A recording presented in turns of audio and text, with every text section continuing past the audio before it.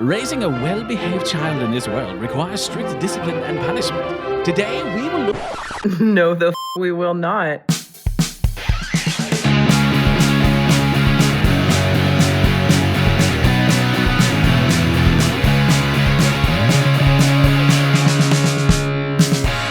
Hello and welcome to Childproof. I'm Gwenna Leithland. And I'm Tori Phantom, and this episode is dedicated to all of the people watching us right now. We're on video. Right now. Like all the people who just opened their Spotify because that's the only place we've ever been. Yeah. I'm still listening on Spotify. So this episode is also to all of the people who just now learned that they could also see our beautiful faces. Yeah, so we are officially on YouTube with this podcast. Let's back up. Let's back up here a little bit, because what the actual fuck happened? Welcome back to Childproof. It's been a little bit. It was even weird to open the episode without saying by Betches Media, because we have parted ways with Betches Media. Yes, and I know this was a surprise to all of our listeners, and I promise it was a surprise to us too. It was a surprise to us too. And so we did have another episode planned at the time. We kind of found out last minute that our next episode was our last episode, and so we're not going to do the episode we had planned because it was a really great Christmas episode, and that's not really Christmas or New Year's. I don't remember what we said we were going to do, but I don't know that what I did yesterday. Sailed. So, basically, for all of you nosy people who are like, yeah, but give me the tea. There is no tea. There's no tea. There's no tea. Betches was purchased by Lad Bible right at the beginning of our podcast, and Lad Bible decided that they wanted to focus their podcasting on their legacy shows. Their legacy shows, and that's okay, and that's fine. We were basically it was coded language for we want our podcast to be able to film in studio, and they are based in New York City, and Tori we are not there. We're not there, but. The cool thing is, thanks to a lot of great folks at Betches, thanks to Rebecca and Becca and Shannon, and a lot of people, they made sure that we still got to do our podcast with our podcast name. So we are back, and it's actually, I think it's a really good thing, because Childproof is going to be everything you already loved. Right. And more. Then some. Yeah. So as we mentioned at the top of the episode, we are officially on YouTube. So if you're watching us on YouTube, hi. Hello. Nice to Childproof see you. Podcast. Yes. Or you can go to Tori Phantom, or you can go to Pleasant Peasant Media. You will both places will take you to where you need to go to watch the full episode on YouTube. And we're still going to be on Apple, Spotify, and everywhere you find your favorite podcasts. That part's not going to change. So if you don't want to look at our silly faces, you don't have to. But if you've been one of those begging for the video, here we are. And our faces are, in fact, silly. And be sure to give us a follow over at that Childproof podcast on YouTube, that channel, because once we get enough followers, we can start a membership and give you some bonus content like the outtakes, because I promise you, you didn't see it. When I hit record, I said, Gwenna, are you ready? And I said, yes. She said, yes, of course I am. And then I hit the record button, and then I was not ready. And I had to totally change everything about my situation. So outtakes, bonus stuff, it's going to be great. We're really excited. And when we said more, we didn't just mean videos, because we're also going to be doing new segments. We're going to be doing something that we are calling child-proofed episodes on Childproof. And child-proofed means that it won't just be parenting. We can talk about things in our lives, things that we're looking into, just kind of anything that isn't parenting-centric, but that doesn't mean that it won't somehow still harken back to parenting, as we are parents. Right. So our life kind of is our intrinsically tied to that. Yeah, a lot of the choices that we make, So the other day, I decided to go back to crochet, because I'd been doing this hobby thing over on Pleasant Peasant Media. It sort of died, and I'll explain. You'll have to go to Pleasant Peasant Media. Because you have ADHD. Be so for real. You started an ADHD hobby thing and then gave up on it. And you have ADHD. Yeah. But no, I'll give the full explanation of what happened, because it's actually interesting. And I don't think if I'd been doing this series, I would have realized what had happened with this hobby series. But way, I picked up crocheting again and I was like, I'm going to crochet myself a scarf. And my son walked in and he goes, are you crocheting me a scarf? I was like, apparently. So I started doing something for me. And here's the thing is I was just fine making him a scarf versus making me a scarf versus making a random stranger a scarf because it wasn't what I was making. It was the fact that I was doing something with my hands. So yes, I did start doing something for my kids, but it was just as much for me. The fact that my son and then eventually my daughter and now my other daughter all have scarves that I made is irrelevant to the fact that I spent time for myself. Because everything we do is fucking parenting coded. This is literally so relatable. My history cards, there's almost 100. I had to buy more sleeves for the posters on my wall with all of these cards. I've made, I have to count them. There's got to be nearly 100 now. Right. And that started because I was doing a nice thing for my kid. I love making those cards. Yeah. I always have something to draw now as someone who's been an artist my entire life. Since I've become a parent, anytime I'm like, I feel like doing art, I'm like, I don't even know what to draw. I'm not going to drag all my stuff out. I always have something to draw now. And then I also get to learn. And so that's technically for my kid, but I love also for it. you. Yeah. Yeah. And so what else have you been up to since our last episode?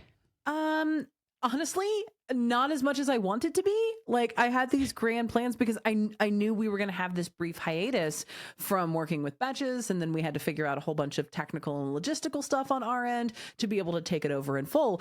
So I knew there was going to be a hiatus, and I expected to be able to do so much more work, but it would not stop snowing, and then my children would not stop being sick, and then apparently immediately on the heels of a 7-month winter break, my children's school decided they needed 4 more days off of school.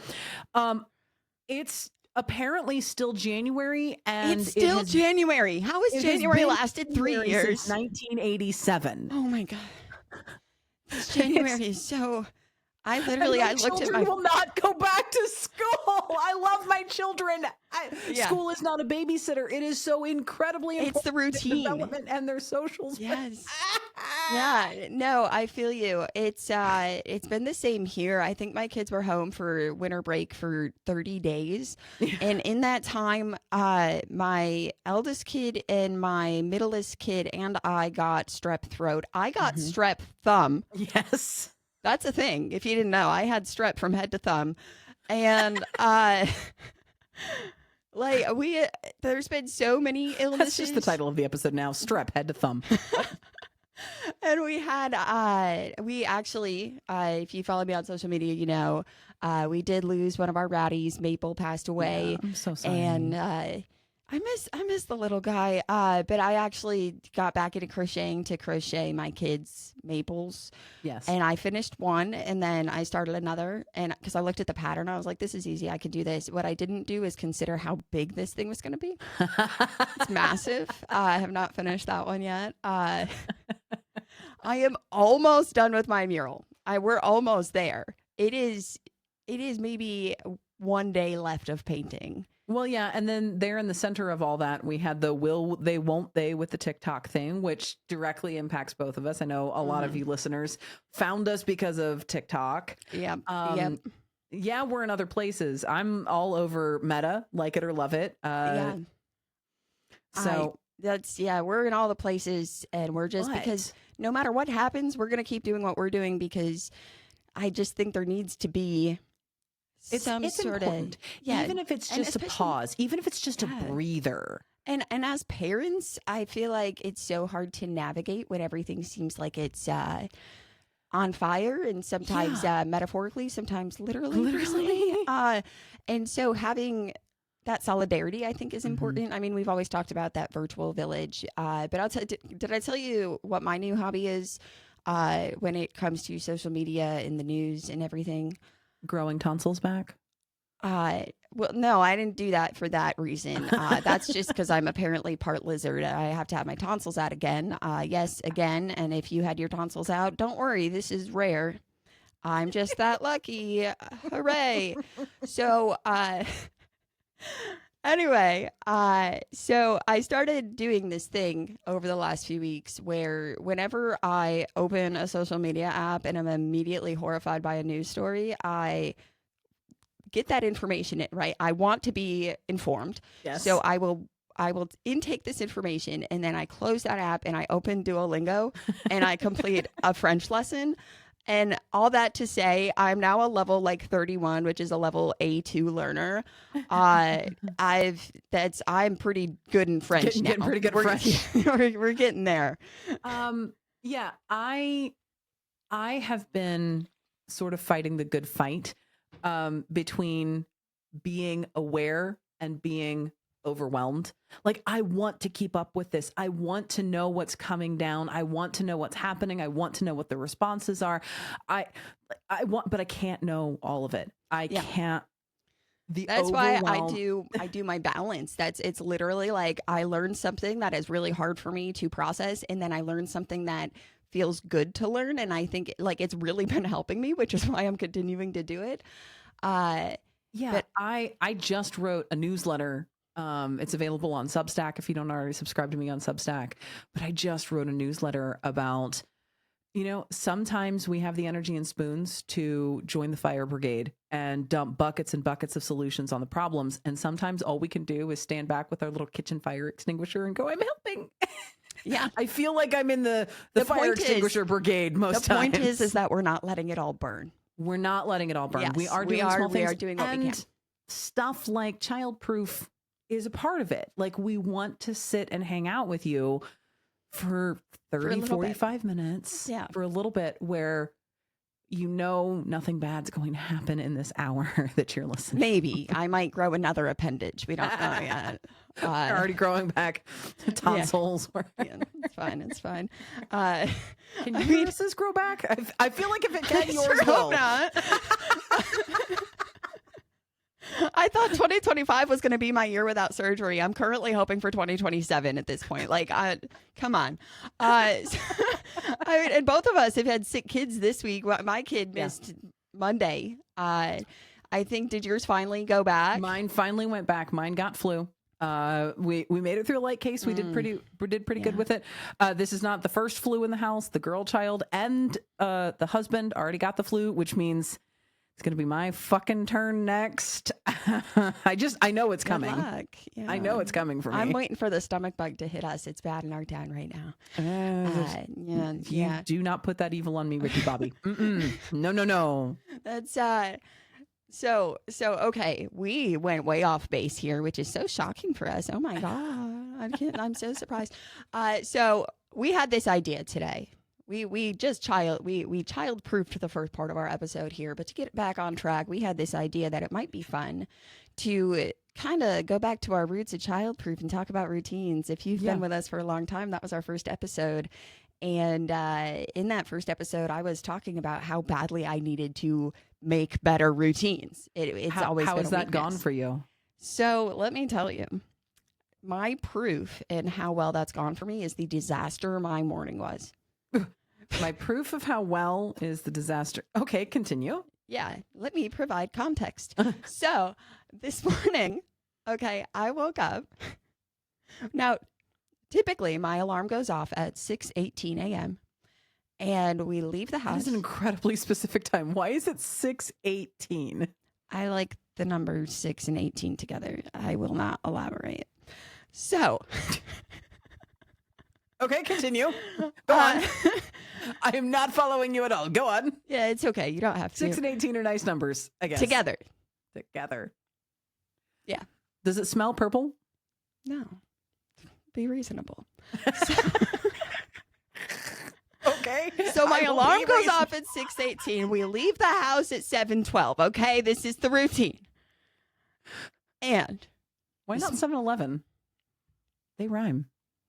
And that's boring. 7-12. I like the number 12 better. I don't like 7 much, but if 7 is with 12, that's better. No. Focus. This is why we had a producer, y'all. They prevented shit like this from happening. Go ahead. Okay. So this morning, though, I was awoken to Jim, poor Jim, who had to wake me up and say, hey, I don't think your alarm went off. It's 6:50. That's a lot of minutes. That's a lot of minutes. So turns out I did plug my phone in, but it died because I plugged my phone into my computer, which I didn't plug in. So that now both routine, your phone and your computer are dead. So that routine didn't work out as well for me. But this morning, because of the routine I have every night now, where I make sure my coffee pot is set, the backpacks are ready to go, the outfits are set out, I find the shoes the night before. So you gave yourself closing duties? I did, because I function better late at night than I do early in the morning. Yep. And so even if it's already late, I will stay up to do these tasks because I am going to do a better job of it. Yeah. Because no matter if I get those 20 extra minutes of sleep or not, my morning is going to be rough. So everything is already ready to go. And when I got up, and what's crazy is my eldest kid, who is always up at 5:30, also didn't wake up. Slept in. And so I ran through the house. I was the only one who cried this morning. And because once I realized it was 75% success rate with the no crying. 75% of people in my house did not cry. And it was me, because when I woke up and realized what time it was, I started panicking. And then I cried because it was wake up into that panic. It was awful.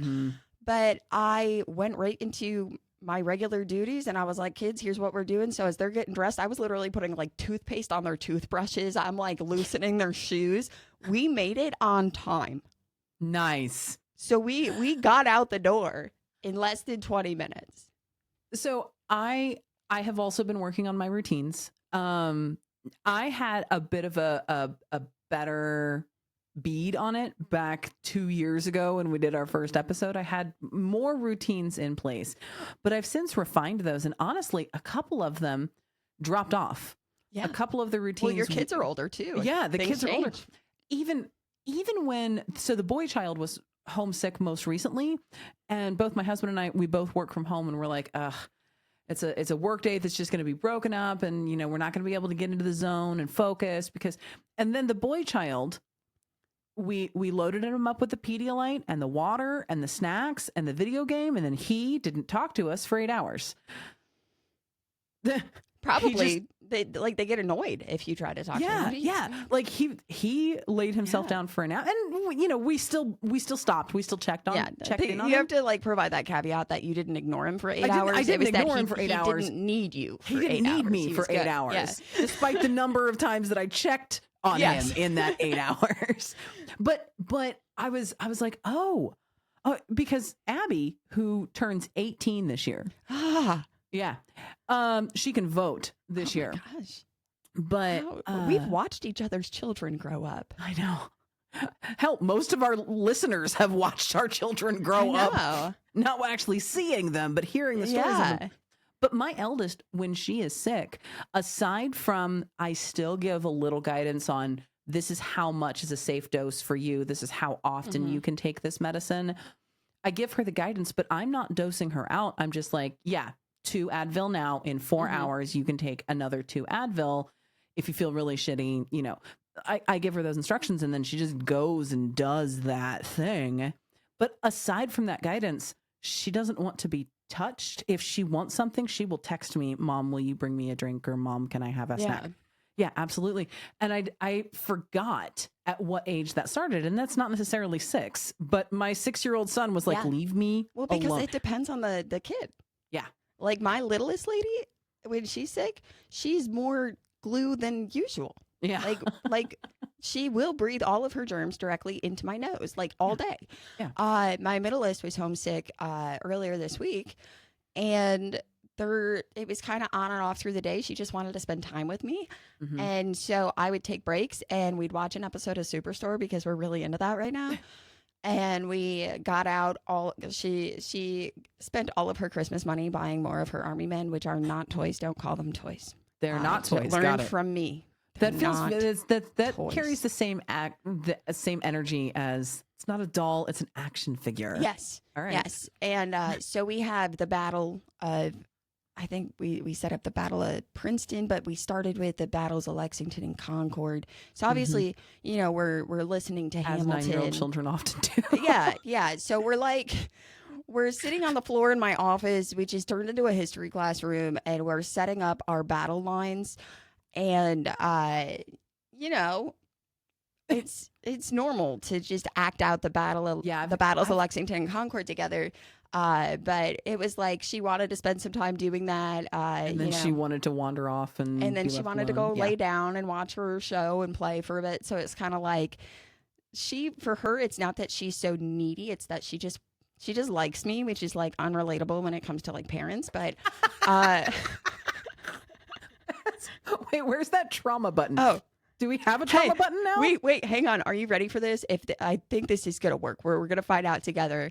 This is a button that is built into my mixer. Are you? Trauma door. So we have that now, friends. We have that. I hope you enjoy. Childproof 2.0, man. Yeah, it's great. It's great. Yeah, no, I've got trauma. So you were talking about how you've refined your routines, and then how I've went refined my totally routines. sideways. Yeah, Yeah, we've been able to drop a couple routines. We no longer have to do the shoe hunts because both of my children have decided they have strong opinions about footwear, and they now categorically like they pick. I don't have to find their shoes. I don't have to do anything. They want to assemble their outfits, and it feels like, oh, well, then that means that we don't need the routine anymore. No, false. They have simply taken over that is their routine now, not my routine. And I think that's one of the things that in conversations about routines, especially when it comes to routines in parenting, we tend to forget the routines help us as human beings, as fully formed adults. The routines help us set ourselves up for success. Everything has a time and a place to be done. That time and place is as fluid as you need it to be, but that's what a routine is. The other thing we're doing is teaching our children how to do the same for them. And in my case, shoes are not a part of my routine anymore because I equipped my kids to make shoes a part of their routine. Yeah, see, that's a struggle that we still hit up against because, you know, keep in mind, it's only the shoes. That's the only important thing happening here. The shoes, they could be naked, but the shoes will be fine. I'm going to call back to our episode we did before this school year. And I had talked about all of these systems I put in place with like the paper basket and the laundry room and all this. And I got like the whiteboard calendar. That didn't survive, did it? What had happened was we need to make a button for that. What happened was I'll make a button. I love buttons. I have a bunch of buttons here. I don't even know what they do. They're all programmed. I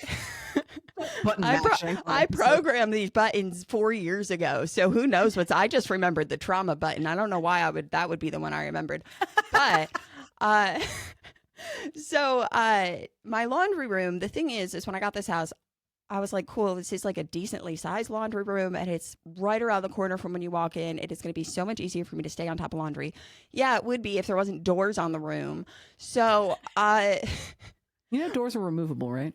I'm not going to do that because then when I have company, I close the doors. So I can't see the mess in my laundry. Tori, no, stop. Wait, stop. We're going to rewind. When you have what? Company? When you have what? Company? You don't have company. Yeah, I do now.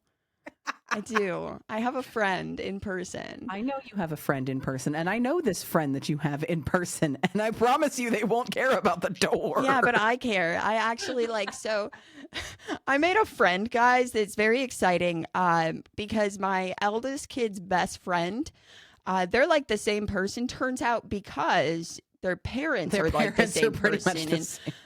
So I had told this mother recently how much how excited I was that we had made last minute plans because that meant I was going to get 4 days worth of cleaning done in 2 hours.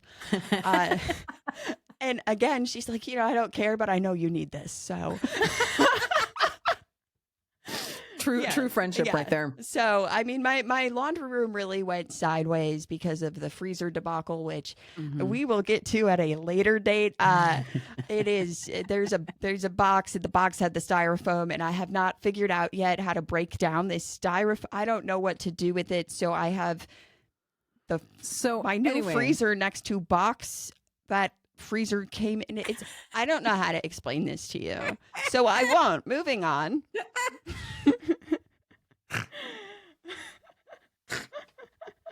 It's gone. Okay, so anyway, what happened to the laundry room routine? This is why. Yeah. So the freezer happened to my laundry room routine.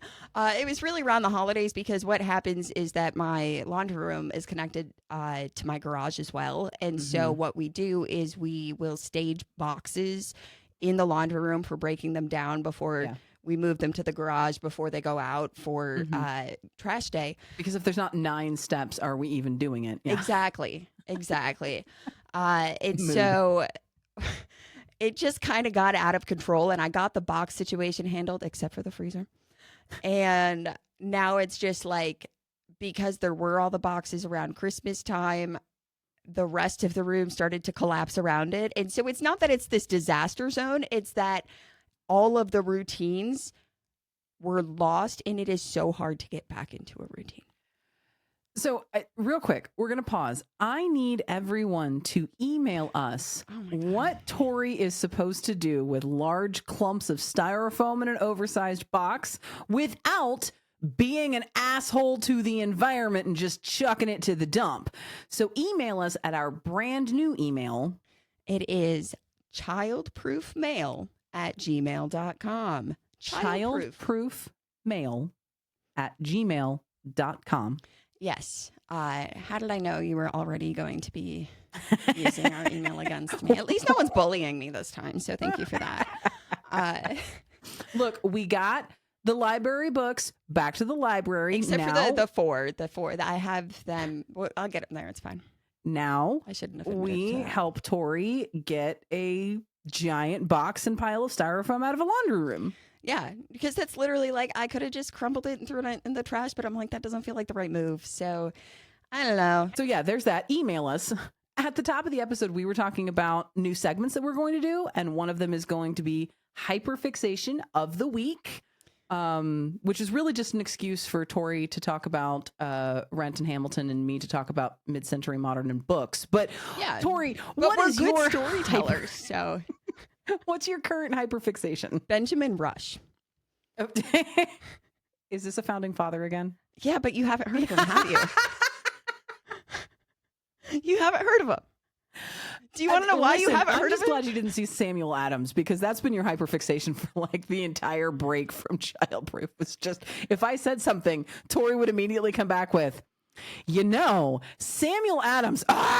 I could still do that. Like, we could just keep going. No, with tell that me about Benjamin Rush. Okay, so you have 1 minute to tell me about Benjamin Rush. I have as long as I want to. I have power to stop and start this recording as I want. You're not my mom. Okay. That's not saying much. Okay, so Benjamin Rush. You haven't heard of him, right? Do you know why? Why haven't I heard of Benjamin Rush? Because he died first.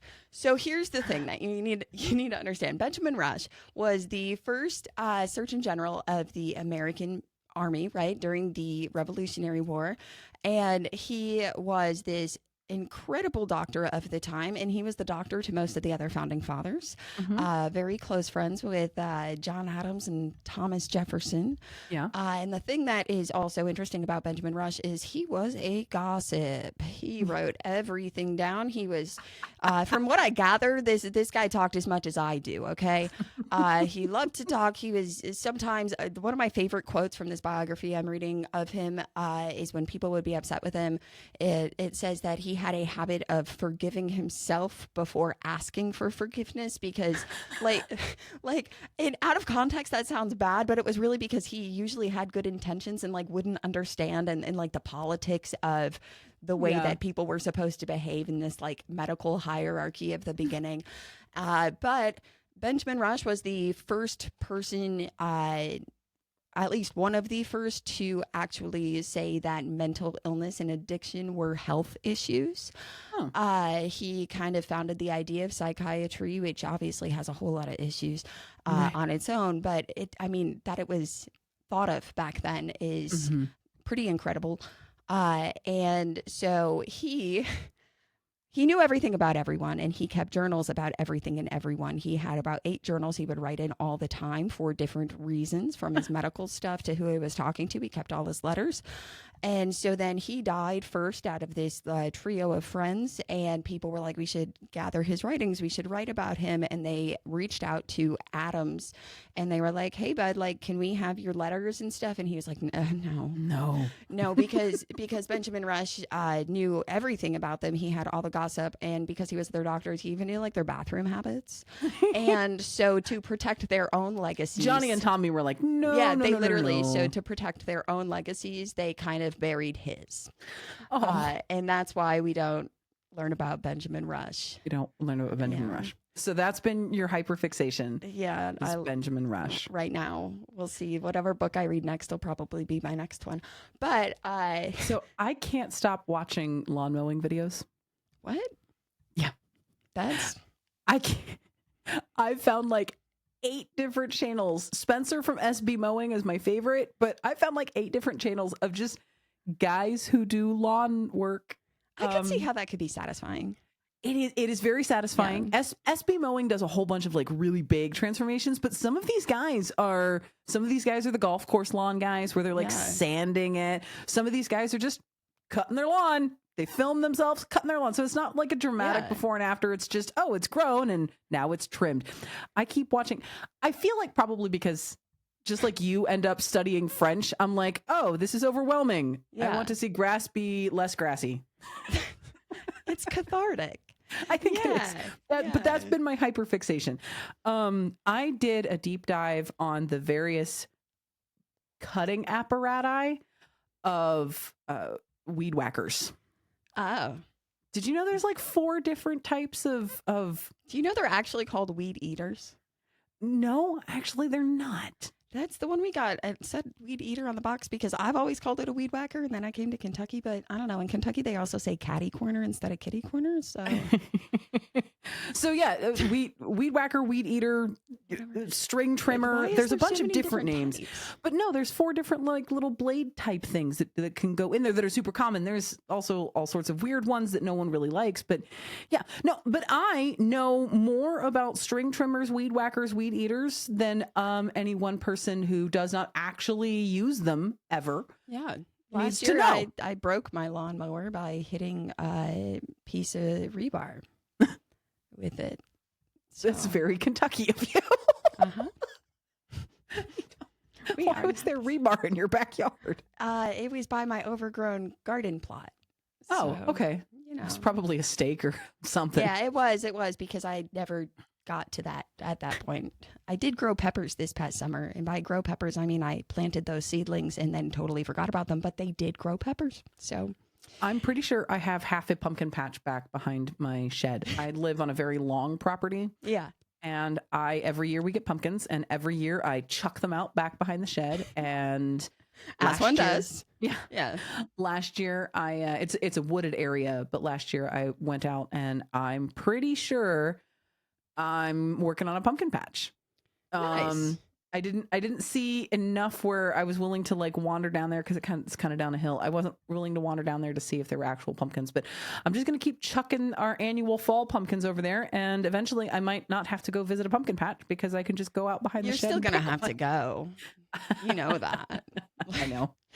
I know. Are you gonna get one of those like giant? I'm a white woman in the tubes? South. I'm legally Yeah. required to go to a pumpkin Those patch. giant. Do you have those giant tubes that are like the slides that really Yeah. hurt to go down? Yes. but they're like fun, but they're painful. Yeah. Like unless you And- install one of those on your property, you have to go to the pumpkin patch. You have to see your kids like go 90 miles an hour down them. But it's down off of a stack of hay that's like nebulously mildewy. Yeah. Um, Yep. Yeah. So that's So our that's our- hyperfixations this week. You know what I just realized though? We didn't set a timer, so you're welcome, friends. It's coming back. We need it so that we don't start talking about lawn clippings. This right here is perfect, actually, because this is why we set ourselves a timer. We don't have a producer anymore, and we don't have a timer anymore, and what you got was whatever the hell just happened inside this episode. For a brief second, it looked like we had our shit together, and then we wandered off.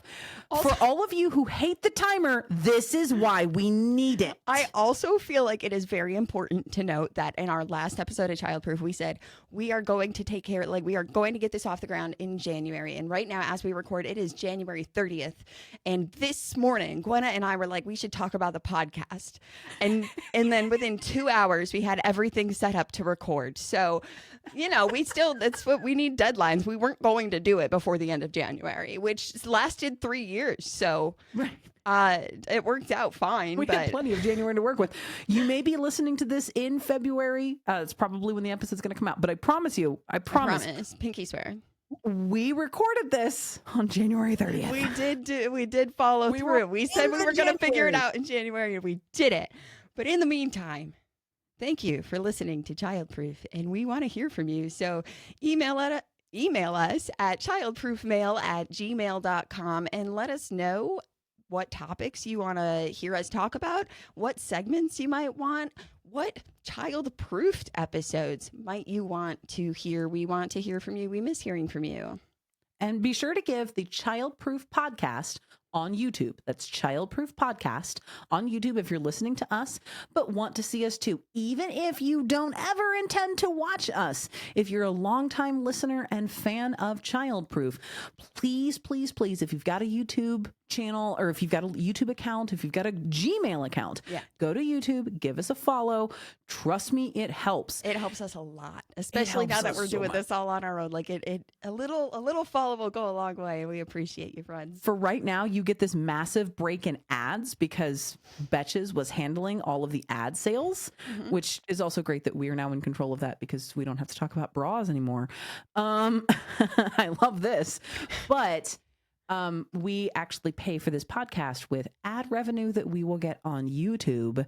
Yes. So following us on YouTube helps us pay for the podcast. Because as it turns out, you can't just record it for free. I assume you could if you were together, but we're not. Right. We're in different states. But while you're on YouTube, you should also give our personal channels a follow. So I am Tori Phantom, and I'm Tori Phantom in all the places. And on YouTube, you can find Gwenna at Pleasant Peasant Media, and in all the other places at Mama Cusses. Be sure to leave us a rating, same as always on Spotify and Apple. That also helps. And remember, sometimes our kids are the assholes. And sometimes it's us. Mostly it's Benjamin Rush. No, it wasn't him. It was Jefferson. That scans.